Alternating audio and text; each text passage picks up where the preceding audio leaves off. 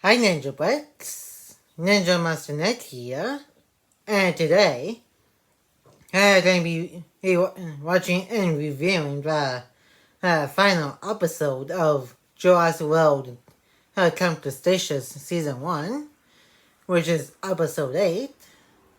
And I'm also going to be giving a little bit of my thoughts, and a little bit of the final thoughts at the end of this watching review. And if you enjoyed today's Jurassic World Camp Cretaceous Season 1, Episode 8, a watching review and final thoughts of the season, make sure to give this video a like and comment. And if you're new to the channel, press the subscribe button and turn on the notification bell so you will be notified when new videos upload to the channel and new Ninjago videos that is going to be uploaded to the channel. And share this video with anybody you know. And now it's getting to my Season 1 finale, Episode 8 watching review of Jurassic World Camp Cretaceous. And enjoy the watching review. And as Bobby was starting off with Ben hanging on for his life until Darius is trying to get back into a monorail. Well, so goes Ben. And after this, everybody thought he died.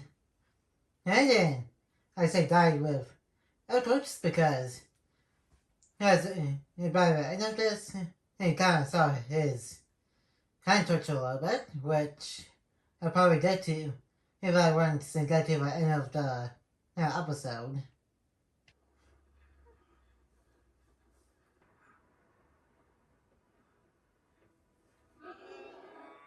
Aw, poor Pumpy.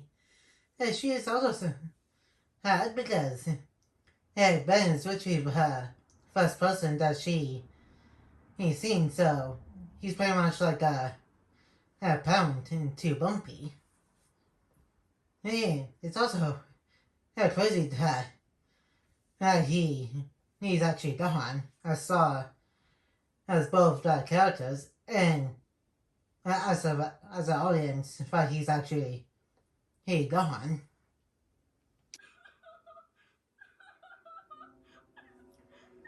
I just noticed that and you guys also teared up a little bit. I didn't notice that in this season, but I think I noticed that I think in season 4 when she has her PTSD, nightmares.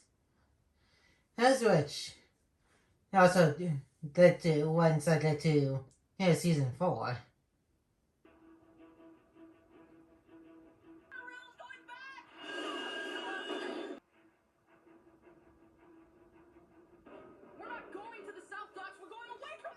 Wow, it is either heading back to the lagoon or crashed into the other area from last episode. So what did you expect when you switched tracks? We gotta get off this monorail! Jump there! What? Jump! We can't! It's too far to jump! And that's really crazy. But literally the only thing we can do right now is either jump off a monorail or go back to the lagoon where Toro the current horse is at currently. As far as I know. Are you? Bumpy! Where's Bumpy? Don't we? And Ben! He might still be... How? We don't even know where they are. That's true. He's still might be alive. And yes, it's also right because we don't know where they are. And we don't even know if the Pteranodons actually ate him alive or not. No chance we could get there in an hour. It's way too far.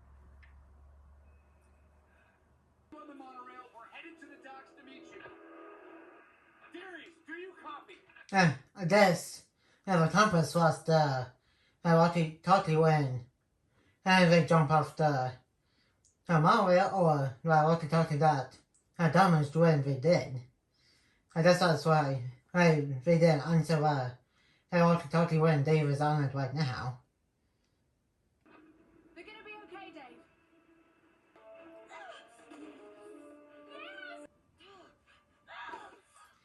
Yeah, you please don't got it. Hey, yes, your intro is literally still broken. Kenji!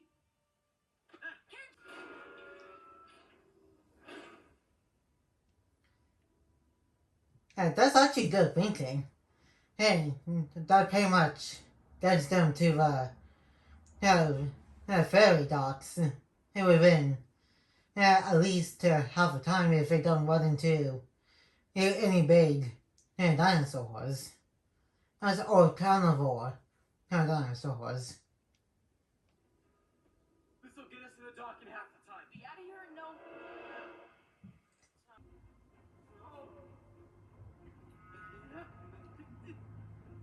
I guess the evacuation pretty much made the fences activate in the tunnels. Locking down automatically. Oh, we have to go round. Ooh, we can use this for... Okay, that was probably a bad idea, and I think she meant they can use that for yes to lean on, or use it as a walking stick. Coming down here was your idea, Darius, so just pack. The way we came from... Where does that tunnel end? It opens up into the park, I guess. Why do... It's kind of like in Fallen Kingdom when first started to Flakeland, and tunnels pretty much leading to the entire park when everybody on Onyx came to attack them. And so, I guess if we can use that to get to the park, then get right to the ferry dock. If you're gonna stop us. Yes, ma'am, I am. That's my placed on that boat. And what if we refuse politely? Pretty much the same thing, ain't Dave? Hey, you're going to be physically put onto the boat. And speaking of which, what's stopping these two from just taking the Stonewall and use it home so they can just go back and find the kids. Seriously, Kenji? It's like a foot tall. And, not alone. And don't make the same mistake as that. One hunter got in and lost well Jurassic Park the head. And we use it on Dinosaur like the Hat. And he pretty much got attacked by a swarm of copies. VIP? Oh, yeah, I'm sorry. Don't you have some... Let it go, Yaz. It's just a phone. Just don't... Okay, that's not good. And tell it was coming. That was creepy the way. God, I just paused on the copy looking. Hey, I forgot watching what Toho is. It can't. I was like, he's just looking right at the. Come on. You want to stop and ask him for directions? How did he get down there in the first place? That is kind of weird because I'm pretty sure there was no other way to get down there from what they know and from what I know. Because from what I've seen, there's only the tunnel ladders. It was in the building where the characters in Fallen Kingdom went to when they're trying to track down Blue.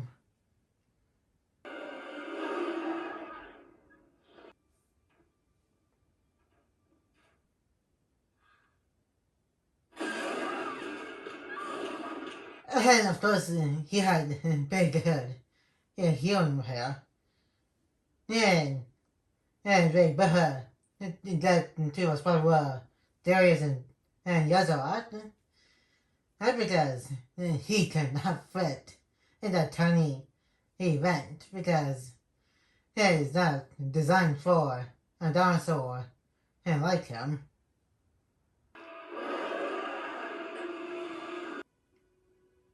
Exit to self-dock 1,000 feet? That's pretty convenient.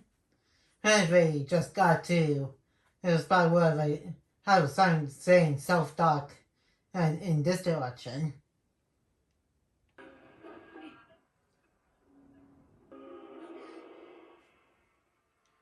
And they better find a way out quickly before Toro catches up to try and eat the him. Or Bumpy? Or when the Indominus... Or when Toro's trying to find guys, but pretty sure it's now the time to have this moment. And then does we need to be quick before he shows up. Good at this. I mean, like, I'm sure you're fine to give up. We didn't give up either. And that is true. He didn't live up, so they didn't live up. And if he wasn't there, they could have been dead. Or Eden. We're your team. Think crisp air, sensitive to pressure and heat? Might be Tape to make a fuse. We're gonna need something to light it with. I guess that works. And using a stonewood to ignite the little flame on the fuse.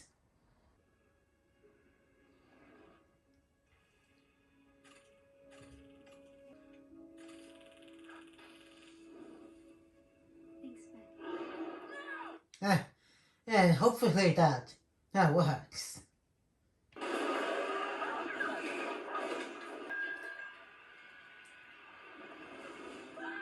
And that backfired. And we need to come up with a new plan.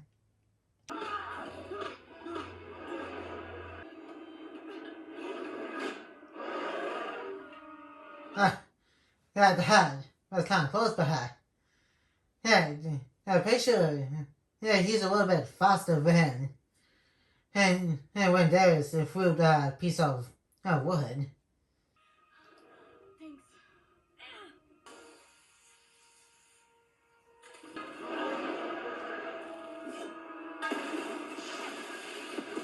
Holy cow! That was nuts. He pretty much just blew up dinosaur. Even though he just survived that, but that's just messed up.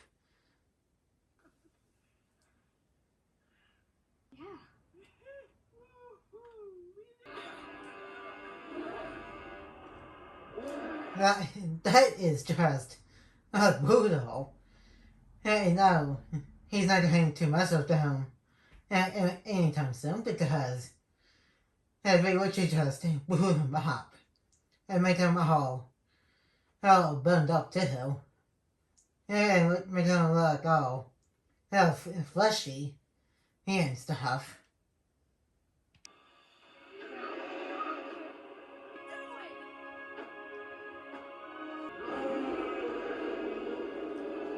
Nah, at that time, it's the same pose that Lexi does when she wore it at the end of both the first Jurassic Park movie and near the end of Fallen Kingdom. And after her in an avocado tours, it's pretty much 8 EI males.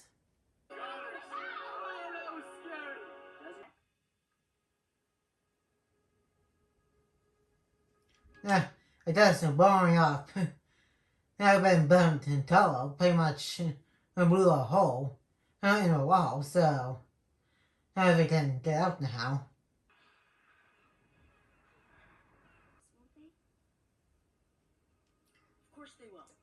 Well, now thinking about it, it's kind of weird. He thinks we're the only ones who are left on the island, even though I think right now, on the other side of the island, and there's still people there the next day who got injured during the Pteranodon and Dimorphodon attack on Main Street. Hayden, also granted, I don't know how much time has been since from being on the monorail to when they were in the maintenance tunnels. Screaming. So much screaming. And Rose, Blue, haven't seen her since the second episode of the season. And now she's by herself since that other three raptors got either killed by Dominus Rex or got blown up with a missile by a engine and soldier. No matter what this place throws at us next. Oh yeah, and here's Bumpy. Hey, and she's still alive, and I think she's working for Ben now.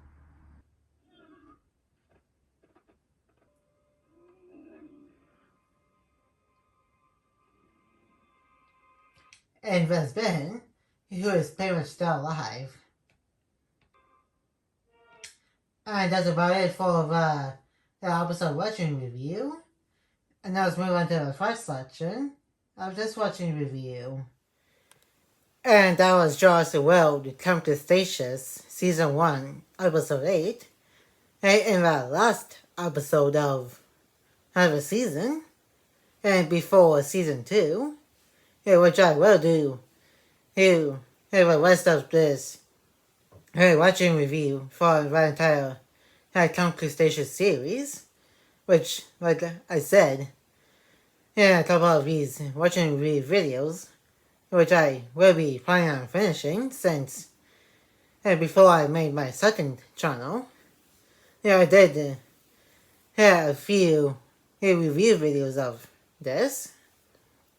This is quite a crazy first season to Camp Cretaceous, which at the beginning it was going to be a typical episodic show until halfway through it was going to be like exactly like the movies. It was also cool to see different perspective of a movie. It draws the world from the perspective of the campers, like when Ms. Ronnie and two ACU guys were shooting at the Indominus Rex, as in also when the Indominus Rex escaped its panic by hearing its roar. They also got Dr. Wu in here too, and a name drop of a couple of other characters like Ms. Ronnie and Claire Deering in this season. And like I said, this is not going to be the last time and we're going to be seeing perspective from the campus in this show. I think we do it one more time and in season 3 with the opening in Fallen Kingdom. Man, like I said during the watching review, that was crazy and brutal the way Darius used Stonewall to fly right out of the gasoline of the gas tanks to pretty much blow up Toro and burn him, and which pretty much left him scarred for life. For life, with the burns on his body and the scar on his face from earlier in the season when he chased both Darius and Kenji. And now the campers are left on Isla Newborn for a while, which pretty much going to be leading into all the seasons of this show. And that is going to be it for today's final watching review of Jurassic World Camp Cretaceous Season 1. And we're going to be going to Season 2 soon. And like, comment, and subscribe. And turn on for notification by renew. And more videos will be coming in your way soon. And I will see you guys next time on Ninja Master Net.